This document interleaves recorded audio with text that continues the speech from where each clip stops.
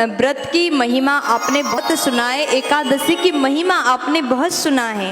अब यहाँ पर क्या होता है ना, घर की जो पत्नी होती है वो हर एक व्रत को, श्रावण के व्रत वही करें, सोमवार वही करें, मंगलवार वही करें, और जितनी व्रत होती पत्नियां करती हैं। पति करते नहीं हैं, लेकिन मैं सबकी बात नहीं करती, कुछ पति ऐसे भी होते जो व्रत करते हैं, लेकिन ज्यादातर पत्नियां ही व्रत करती हैं। लेकिन एकादशी के बारे में ऐसा बताया गया, अगर एकादशी के व्रत पति पत्नी दोनों मिलकर के करे तो उस व्रत का महिमा और ज्यादा बढ़ जाता है, अत्यंत सुंदर फल मिलता है। आप सब जानते हैं एकादशी के व्रत कैसे करना चाहिए। आप स्नान करें, शुद्ध हो जाएं, पवित्र वस्त्र धारण करें और तुलसी माता से तुलसी माला, तुलसी के पत्र के माला अगर नारायण भगवान को आप चढ़ा सको तो और ज़्यादा सुंदर है। एकादशी के दिन में अन्न वर्जित है। एकादशी के दिन में आप अन्न ग्रहण नहीं कर सकते, अन्न ग्रहण करना महापाप है। क्योंकि मैंने पूर्व में भी आपको बताया, एकादशी के दिन में, व्रत वाले दिन में पाप जो होता है वो अन्न में जाकर के बैठ जाता है, इसलिए अन्न खाना एकादशी को मना है। तो एकादशी को अन्न ना खाएं।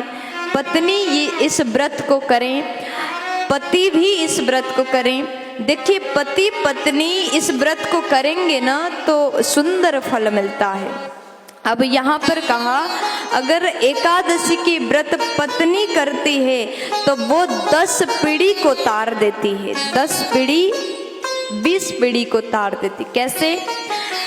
10 पीढ़ी अपने ससुराल पक्ष की और 10 पीढ़ी माई के पक्ष की, पियर की पक्ष की 10 पीढ़ी, ऐसे 20 पीढ़ी को, इधर की 10 उधर के 10 पत्नी अगर व्रत करे तो 10 पीढ़ी को तार सकती है, मिला करके 20 पीढ़ी को तार सकती है। और एकादशी के व्रत का इतना सुंदर महिमा है, अगर पति इस व्रत को करे तो वो 30 पीढ़ी को तार सकता है। मैं सही बोल रही हूँ, 30 पीढ़ी को तार सकता। कैसे 30 पीढ़ी?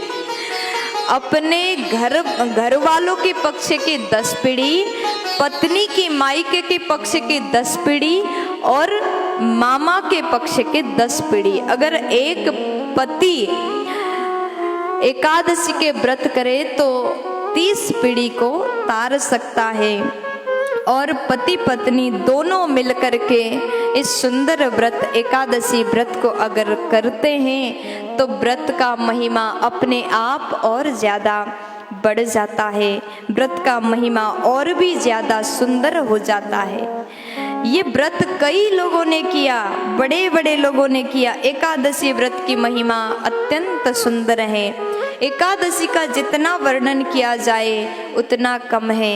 एकादशी भगवान को अत्यंत प्रिय है। वशिष्ठ जी राजा मानधाता को बता रहे हैं, एकादशी के व्रत की महिमा जितना वर्णन करे उतना कम है। ये व्रत नारद जी ने किया, ये व्रत को ब्रह्मा जी और सावित्री माँ ने किया, ये व्रत को भगवान शंकर और माँ पार्वती ने किया, ये व्रत को भगवान कृष्ण और माँ रुक्मिणी जी ने किया, वशिष्ठ जी ने इस व्रत को किया।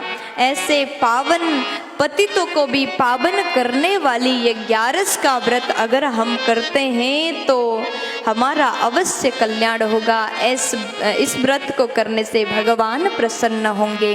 भगवान के विशेष कृपा अनुकंपा प्राप्ति करने के लिए आप चाहते हैं घर में किसी भी प्रकार के दोष न आए तो पति पत्नी को मिल करके ये व्रत अवश्य करना पड़े।